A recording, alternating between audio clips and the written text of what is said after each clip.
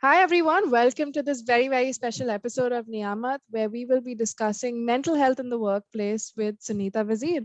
And so, just to get us started, we know that at the office regularly, we don't usually talk about our personal lives as much. So, why is it so important to start talking about mental well being in the workplace? Hi, thanks for having me, Ananya, and all of you.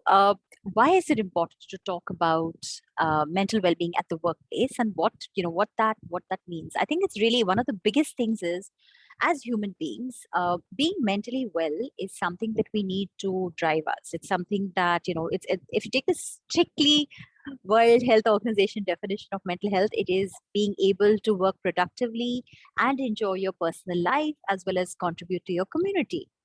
Now, if anything, the last year has tested us in every way possible because there has been so many different narratives going on. There's so much complexity in internal distraction and external distraction. And people are known to thrive at the workplace only when they can bring their whole selves. But for a lot of people, that got blown out of the window when we started working out of home. Everyone could see you in your home, your vulnerabilities as you are, most of us not wearing pants and all of that, right? It was just a very complex time. For a lot of people, they were alone at home as well, and there was a lot of loneliness. But even before then, talking about mental health in the workplace was critical. Now, what are the reasons for that? To be yourself is the biggest gift you can have, right? To be able to be yourself fully, to show your vulnerabilities, to talk about when you're tired. The other thing is we also celebrate the always on busy cultures. In a lot of workplaces, we end up celebrating that, but the fact is we are tired. We've started talking about it a lot more openly now. We didn't before. And the third one is really that when you are able to, for a lot of people, just talking about their anxiety, stress can actually relieve it rather than exacerbate it. So to be able to provide an environment, a safe environment where you can share your vulnerability, where you can talk about how you're feeling, where you can admit you're feeling tired, where you can talk about how overburdened you're feeling, or how the day is overwhelming, or you have too much of a workload. When we normalize that, that's when we'll be starting to make some progress, and helping people just be themselves. In turn, believe it or not, that will lead to even better performance, because when someone's holding something back or feeling restricted, or keeping a secret, it's unlikely that they can thrive and do their best performance, right? So it's very important for business to understand this is not just some fluff. This is not just about being good. It's also about getting the most productive work out of humans.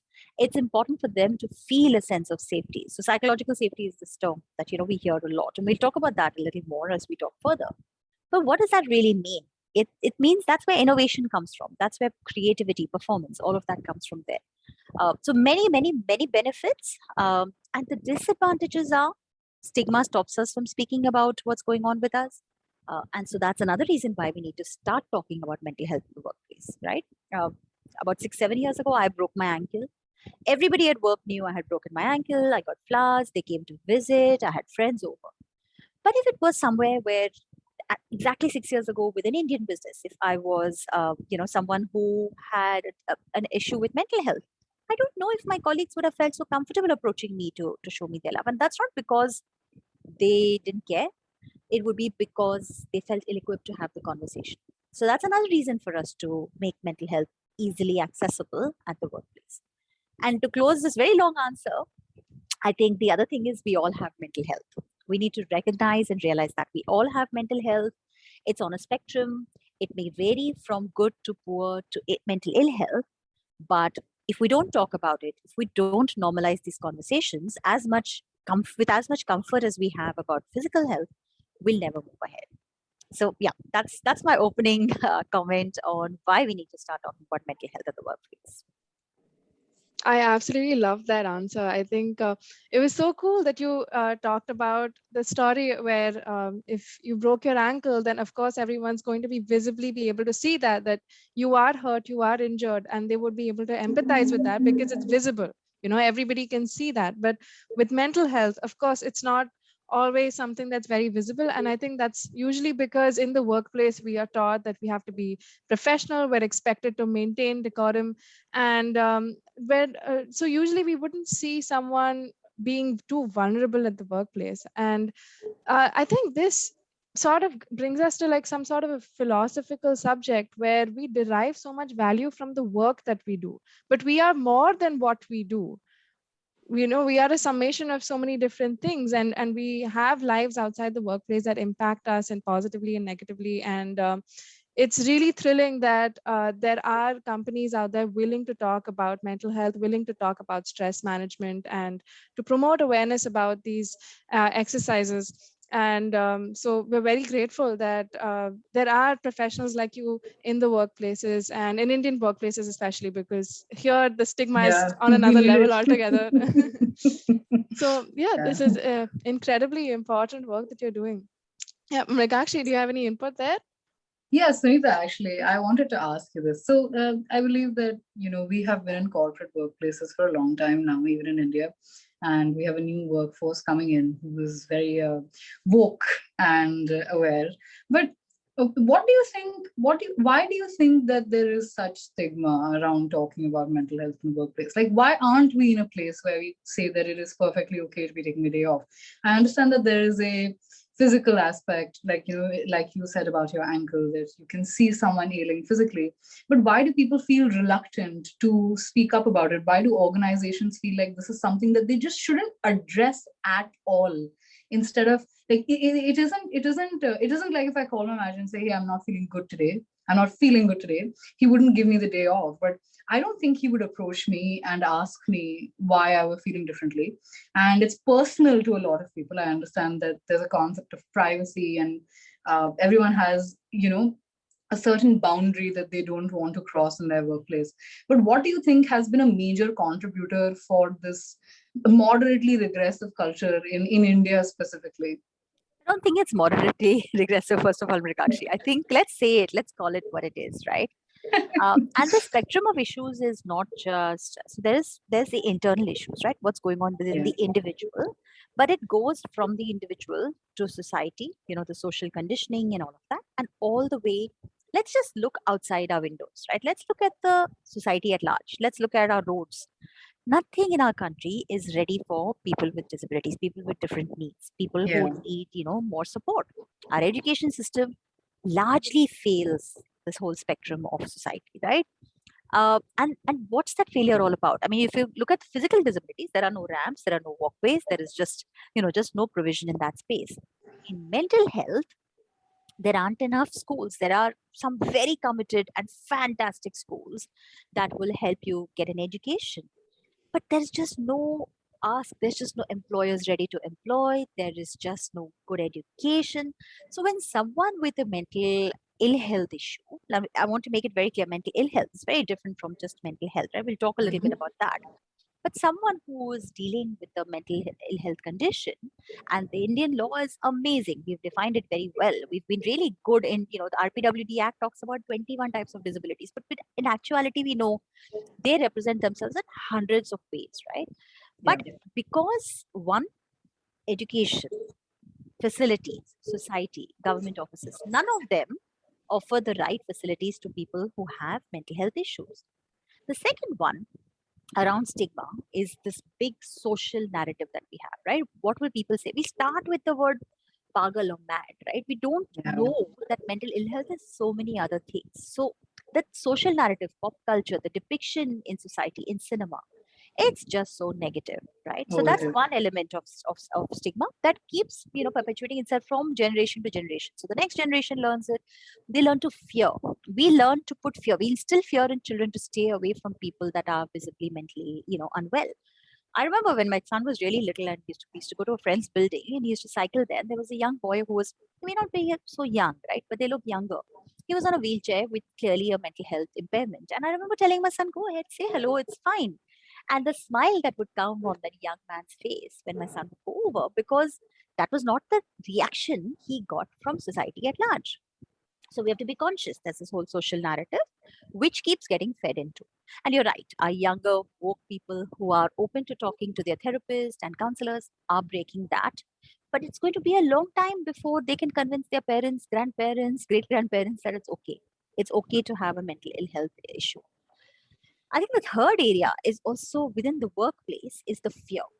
the fear of missing out, the fear of being left out. There's just the stigma means that what happens to you eventually is you're not sure you'll get the promotions, you won't get the roles, you won't have people believing in you. When you show your vulnerability, it's inevitable that you're not seen as a go-getter, because our whole concept of resilience is rugged resilience. I think we need to move from rugged resilience to a more resource resilience, right? What are you able to pull together to get done what you need to get done? That's more significant to contribute well in the role. But in workplaces, inevitably, how much ever, I mean, I've done work around this for several years. I've talked to a lot of leaders, and how much ever they are well meaning, and I don't mean this at my current workplace, I mean in society at large. I talk to a lot of people outside. What I find is a lot of people tend to want to do the right thing. But when it comes to that penultimate moment of decision making, right? Can I hire this person? Can I trust them fully? Will they perform? Will it happen or no? So we are chasing, people with mental ill health for all the wrong reasons. We're saying retention. We're saying, they'll outperform and all of that. We're not remembering the human side of that individual, right? Any person that is living with these conditions knows best how to manage it. If they manage to get an education in our country, fantastic. They managed to get educated enough that they got employed, that's outstanding. If they get to stay employed and they get growth and promotion, that's outstanding. The odds are not stacked in their favor, but a lot of it is the individual's own motivation. And then, of course, families, love relationships, friends, they have to navigate all of that at so many other emotional levels, right? So stigma is there because there is stigma, right? It's pretty sort of self feeding in many ways, right? Till we allow it, and we have to inspect our most basic reactions, right? How do we react when we see this in a film? Do we react when we see someone? If you see a small child in a village road, who comes across as mentally retarded, people will be throwing stones at them. They'll be in tattered clothes. They'll be outside the outskirts of the village, right? They're not being mainstream. There are some amazing organizations in India, including, I can name a few: Sarthak, Youth for Jobs, Enable India. They're doing a lot of work. There's even Closer to Home, One Foundation. There's just so many foundations that are doing phenomenal work to mainstream people with mental health issues. But it's still an uphill climb. It's like, an ant trying to climb a wall, and then they keep falling down. They try again and they keep falling down. And I love that. I love that persistence. I love that ability. But this is the extreme side of mental ill health, right? Mental health overall, whether it's good to poor mental health, again, we don't feel at ease to talk about it. We feel we'll be seen as weak. It's unfortunately still seen as a sign of weakness. Until that breaks away, till it's as normal to talk about a broken ankle as it is to talk about a bruised mind or a heart, to talk about anxiety as it is to talk about a, viral. I think till we don't have that reality, it won't happen. And so we need people to be more open about it. We need people to speak up, and we need supporters. We need allies like you and me and all of you young people who are doing this amazing work to keep doing this, to make older people aware, right? You guys have the responsibility to make my generation far more aware that we need to change our language. And that you can do by changing your language. We won't say what you do. We'll say what we won't say what you say. We'll say what you do. So show us and, demonstrate mental health positive behaviors so we learn from you. I think there's a little bit of reverse mentoring you guys need to do as well. Absolutely. All think is squarely back in your court. Yeah, yeah, it is back in our court. We have a long way to go, and this was a very comprehensive view of the problem. I think it's very ingrained, and it comes from such deep, it comes from all the way down, something very fundamental in our society, the way we grow up, the way you're told not to cry, to be strong, um, and yeah, it is viewed as being weak in your workplace. I mean, at a workplace you need a very quantifiable loss to be able to take some time off. Like I remember I a couple of months ago, I lost someone very close to me, and I remember that being the only time that my coworkers came to me and said that, hey, you should be taking some time off to grieve and to cope. But on an ordinary day, say you have a really bad project run, say you've been working and like for weeks on end on something and you're completely burnt out, I'm still very scared of walking up to my boss and saying, hey, I'm burnt out. I don't think I can pick it up, because you feel like it has a very real impact on what you get handed next. right? So I think there are some ways to go about changing the narrative, but while we are still in a place where we're surrounded by our older generations, we're all 1 year into working, we're all 1 year into the workforce. While we're still in that place where we're surrounded by the older generation, we kind of have to create undercurrents first and work our way out from there. It's a big change to make. Yeah. What do you think, Ananya? Yeah, absolutely. I think, when we've already established that there is a very thick layer of stigma there, and I think my question is really, why will that change sort of come from top down, or how exactly can we work towards building this culture of supporting health in the workplace? Does it start by documenting a policy? So if there is a startup or an enterprise that has just begun and they want to do something, they recognize this problem. So slowly, like you said, we're all growing a little more sensitive and a little more empathetic, but we still don't have the required knowledge and the required tools as to what do we do if we see someone who is struggling with a mental illness. How can we support them best? We don't still have that literacy, and I think we need to get that from experts and people who have studied this for a substantial amount of time and try to derive insights from that. And I think Shreya definitely will be able to help us out in something Yeah, like that. Shreya will be able to help us out. Yeah. So I think I'm just trying to understand, is it something like setting out some time in your calendar for check-ins with your manager, or could it be just when is it going to be okay for someone to say that, hey, I am struggling with anxiety right now, I might not be able to do this presentation, you know? Right. Yeah, Um, Yeah. yeah, absolutely, all of it. Sorry, did you want to add something, Megakshi? Yeah, I mean, I want to ask if you think that this will be a change that's centered at policy. If this is something that will be centered at just a company or an organization creating a mandate for their workers and saying, hey guys, it's perfectly okay for you to be doing this, and actually document it, not just come out and say it. Of course, organizations are growing to be very empathetic, and I mean, in the public view at least, the compassion is growing in general. But yeah, what do you think is going to be the approach that sticks? So I hear what you're saying. Let me flip this around and tell you about the strategy that I work on, and from that maybe I'll answer all the bits that you guys spoke about, right?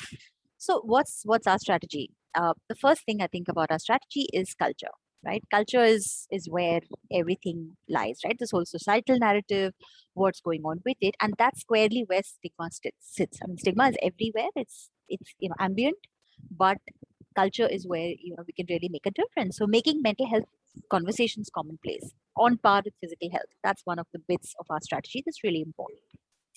The next one is, where does it start, at the top or at the bottom? Of course, it's really really important to have very visible leadership buy-in. And I talked a little bit earlier on, I threw this little bomb of fun word, psychological safety, but that is really where leaders play a key role. So there are three things that leaders have to do. First is, they need to be open to sharing their own vulnerabilities, right? Till they prove themselves as people that are invincible and this narrative of strong leadership continues, it'll never break, right? So just being human. And believe it or not, COVID precipitated that. It made that a real possibility, right? We were all at home, kids are in the house, there's noise, there's children to be fed, there's bartans to be washed. There was just so many different things to be done, that humility level came in, right? So leadership is really critical, and they make a big difference. But the other thing that leaders also need to do is, outside of just being actively vulnerable, they also need to be role models. So they need to show positive mental health habits. They need to demonstrate that, and they need to be able to have the right conversations. For that, we need to equip them as employers, people who are well-being, well-being managers, well-being leaders, health leaders. We have to equip the business, because this is not something, nobody taught this in their MBA program. Nobody taught this, in your, unless you did a psychology or some other major, you didn't really learn about the human mind. And so we need to equip them. We need to make them understand that you have to create a psychologically safe space. It's not just saying the words that, okay, now this is psychologically safe, it's okay. It also has to be seen, right? The demonstrated uh, reactions to people's vulnerability, it have to be solid and strong, right? So Leaders need to be more vulnerable themselves. They have to role model good mental health habits, and they need to also be trained, and they need to have the right tools. They need to have continuous reminders. And that's one of the things we really, really work at and aspire to do. The third area I think that we really work a lot on is prevention. Because, once everything has happened, it's happened, right? The ship has sailed.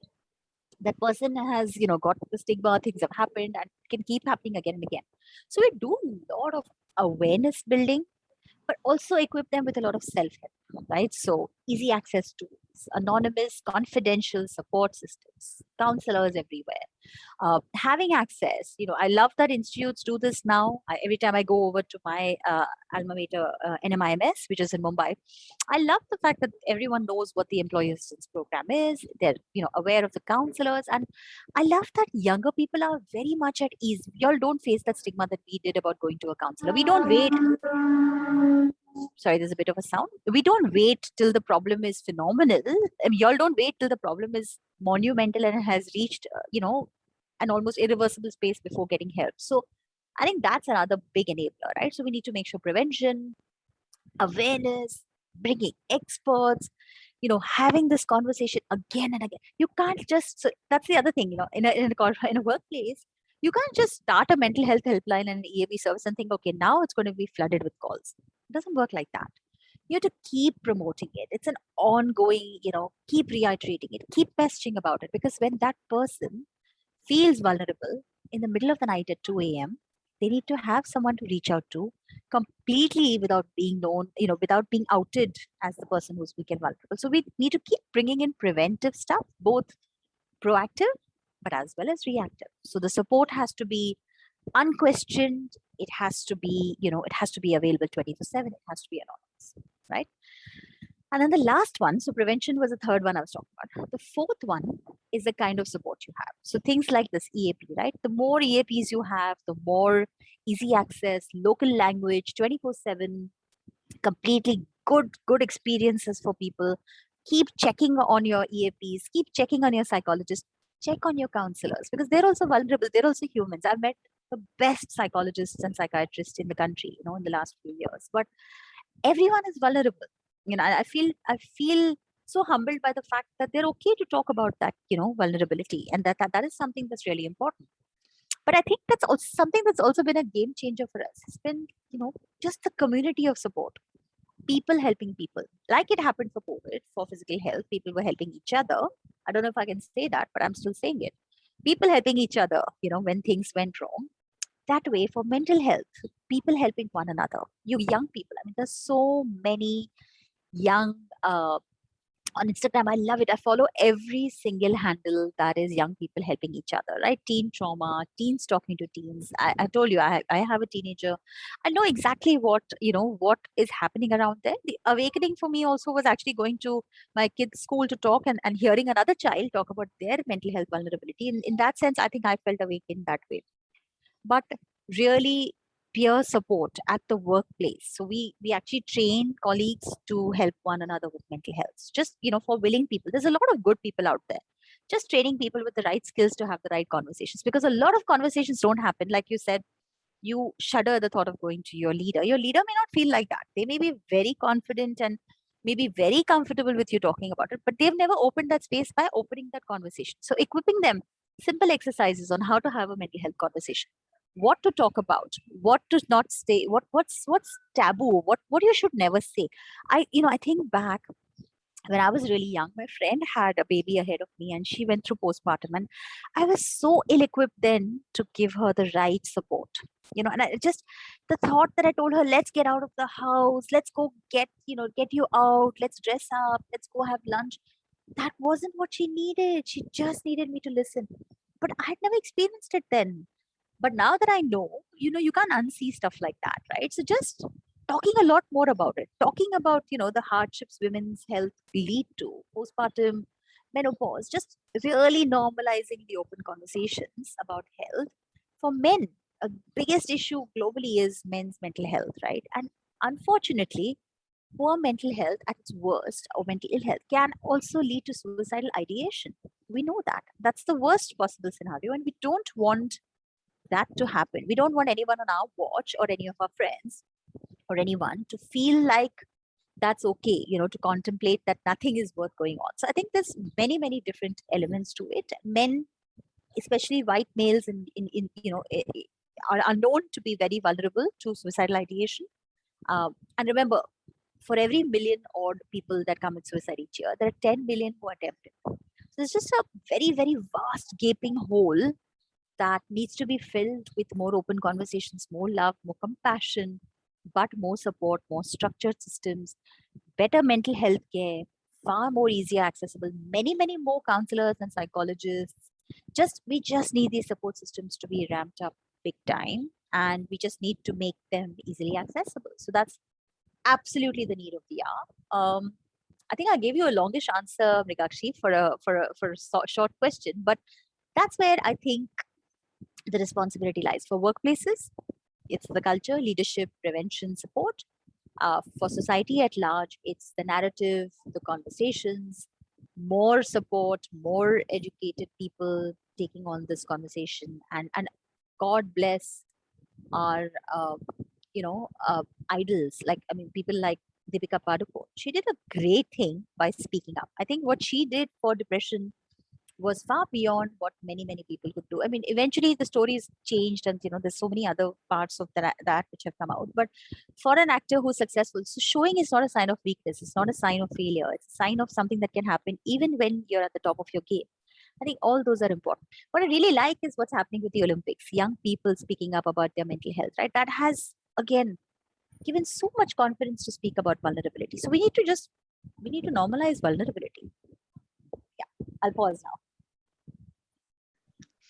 That was beautiful. I think I could have continued listening to that for another 4 more hours, because that is honestly so heartening and such positive news. And definitely what we're seeing with the Olympics and with Simone Biles, I think it's so cool that we are finally looking at people as people and not as entities or instruments that can go and win us the Olympics, or just another name on the payroll. And I think it's amazing that in as like you rightly said, as a business leader, you can make a difference by just helping to shift the paradigm and change the way that we view and handle mental health. And it definitely needs to start with education, understanding, and being willing to start the conversation.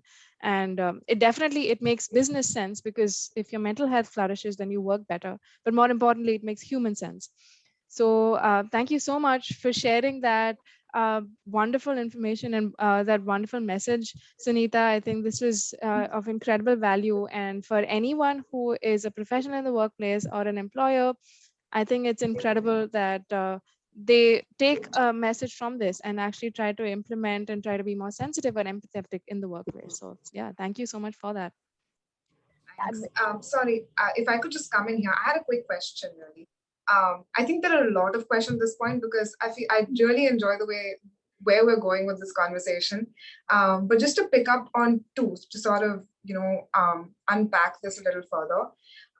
So one is, of course, Sunita, a point you brought up beautifully was essentially the idea of opening up conversation. I think that's where everything starts, for sure. But even apart from that, if you were to look at the individual, right? And I'm speaking from personal experience here, because I think that's the most I can bring to the table. As someone who's just started out and who started working from home, so I've never met my colleagues. So, for instance, when you have perhaps your workplace is very understanding, your boss is very understanding. Institutionally, they've sort of made policies to account for mental health, or they're visibly making an attempt. How would you so there are two questions stemming from this. On an individual level, how can an individual sort of accept themselves or understand what they're going through? Because I think identification of your own problem and admittance is a big problem. And I've seen this amongst my peers as well, that, you hear a narrative outside, your generations talk about mental health, right? There's a wave. But to admit to yourself that I'm going through this, and I know I'm going through this because I see so-and-so symptoms, is very difficult, because you're still breaking a tradition that's passed on through generations, and it's still admittance of defeat to some sense. And I think another side of this would then also be when, for instance, we brought up catch-up calls or talking to your employer, opening up that line of conversation. do you somewhere believe, and I would love to hear everyone's thoughts on this, there is some amount of gatekeeping in terms of, if your employer or someone you're speaking to has been through an experience, the amount of empathy they would impart, the amount of understanding there would be that, oh, you feel sad, or okay, you feel stressed, do you feel like you're going to hurt yourself? Where is there a scale that you're measured against to say, okay, I'm going to give you this amount of empathy, I'm going to be this understanding? And how does one navigate that space really? Wonderful question, Shreya. Really a tough one because I think the reality is so many different things, right? I mean, ultimately, we're all people, managers, leaders. They're all people, and they're all going through their own vulnerability, and how they present themselves at the workplace is a culmination of their own experiences, unfortunately, and especially many of those are not good. So therefore, they're coming with that, right? I mean, the women leaders who are the hardest on other women are the ones that suffered post maternity. I mean, that's just the way it is, right? You often learn if you don't learn from good leaders. I'm very fortunate. I learned from some really good leaders, right? How to pace myself and how to talk to others. But for a lot of people, they just don't learn good habits. Uh, let's just talk a little bit about this whole gatekeeping. How hard is your issue? The unfortunate reality is it's two ways. We empower other people to hold the power against us, right? I mean, they decide whether this is okay or no. They'll decide whether this is worthy of getting a leave for or not, or whatever. And there's another reality also at the other end of the spectrum where there's some people who misuse some of the free facilities, or they stretch it, right? So that's, let's park that. Let's not talk about misuse because that will always bring another element of coloring the whole discussion. Just on the basis of people that are responsible or in a position of authority, and how they handle someone talking about their mental health, and how they ration or how they will take a call on whether this sounds right or wrong. I think it's wrong at all levels, right? No human being knows how another human being is feeling. No human being can take that decision or take that call on your behalf. And I think we need to just educate so much more on that. We need to educate that uh, saying the wrong things can trigger a lot more anxiety, or setting someone who's already on on track and starting to feel vulnerable, and just pushing them down that path can really cause a lot of problems. Now, what I found, I've run lots of mental health trainings for leaders across the businesses, and in different countries as well. One thing I found is people just don't know they're doing it, right? So there is no aha moment. They don't realize what their impact is on others. So one is, when someone's in that situation, they need to make the other person aware that this action or these questions are making me uncomfortable. So as let's say the person who's experiencing the issue needs to speak up a lot more. But that's a heavy onus, right? When you're already feeling low and you don't have the energy to get through your work day, and I know some of the signs and symptoms mean that you end up just not being able to deal with daily life. But people like you who are working in this space should educate them to speak out. So that's, I think, one of the biggest barriers. Speak up, speak for yourself, speak about what's going on with you. Say that this is not okay. Maybe that leader doesn't understand at all that they're having this effect on you. So it's okay to say, this is how you make me feel. This is how I don't, I'm not at ease and it's not working for me. The gatekeeping, the rationing, the evaluating whether your problem is big enough or not, that I think is something that's in transition. Indian organizations have, globally organizations have realized that mental health has been strained, emotional health has been impacted, relationships, lack of face time, all of that has affected our whole social fabric of coffee conversations, chai tapri conversations. All that having been gone has affected people's comfort and ease. And I think if ever there was a time when this could break and change, it's now. Because both, one is working at home and showing ourselves fully, and being having sort of having all the filters taken away between work and life. I think this is the time. Speaking out more is important. Calling out bad mental health behaviors when you observe it, when someone else is doing it. I've seen this. I've seen a colleague coming into work every day and really weeping every time she talked to her line manager, every single day. And I called it out. I didn't call it out to the leader. I felt bad then, but I called it out to the colleague, and I gave her the helpline contact details. I talked to her, and I made the difference. Right. So for each of us to speak out, to say it, to call out bad behavior, to offer support. I think it's going to be a community effort. It's going to be one person helping another, helping another, helping another. The more we educate our leaders, the more we educate everyone, the conversations become easier. I'm not sure if I answered your question, Shreya, but that's where my head was at. No, absolutely. I think that was wonderfully said. I mean, it's so useful to sort of put this in context and say, there is something we can do about it, and not just the employer-employee, but people outside that relationship to make a holistic change. I think that's a very enduring thought, and it was wonderfully put. Thank you so much. Yeah, and intervention is important. I guess that's what we conclude from this, that it's important and significant that people intervene in conversations about mental health even when they feel like it's not their place. Yeah, absolutely. I think that, it's up to each one of us. If not now, then when? If not me, then who, right? I think that holds true in a big way. Yeah, absolutely. Would you like to add anything, Ananya? Yeah, that's absolutely wonderful. And I think we're sending out some really, really positive messages. And I hope that this converts into actionable items and inspires a lot of professionals in the workplace to actually take this up and to consciously try to be very empathetic and sensitive. I know that I'm definitely going to try to be a lot more empathetic in my day-to-day workplace interactions. So yeah, thank you so much, Sunita, for joining us. And thank you, Shreya and Rigakshi. I think this was a really, really fruitful session. And yeah, we've come across a lot of really, really insightful messages that I think are really worth focusing and thinking about. So yeah, thank you, everyone. So one last comment from me, if I may. I'd feel incomplete if I didn't say this. I just want to say this to everyone who's listening to this, and just one very important message. Please, please, please speak out. Yeah, you have to speak up. Reach out. Help is available. Treatment is available. Don't worry about the diagnosis. Don't use labels. When in doubt, talk to someone. If someone doesn't sound like they're listening correctly, talk to someone. If you don't have, anyone to talk to, post on the Niyamat page, write to me. I'll be there to talk to you, right? Really, really important to speak, right? Don't hold on to this. Get out there. I know I talked about some really heavy topics today. I talked about mental ill health. I talked about ideation and lots of those other things. But remember, you're very loved, and there's just enough room and good humanity and compassion in the world. Speak to someone and lighten the load. Yeah, I want to leave that message. It's really, really important. Thank you.